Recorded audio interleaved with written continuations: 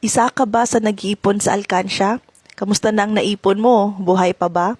O baka nagastos mo na? Kung ikaw ay balak mag-ipon for long term, never ever mag-ipon sa alkansya dahil darating ang panahon magagastos mo rin yan. Or if not, baka bigla kayong nalooban or nasunugan. Goodbye ipon.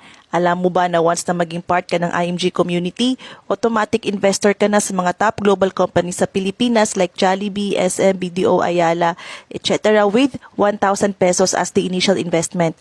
Ang sunod mo na lang gawin ay mag-top up as low as 20 pesos. Imbis sa alkansya ka maghulog na walang kasiguraduhan, i-invest mo na lang ang mga barya mo sa mutual fund.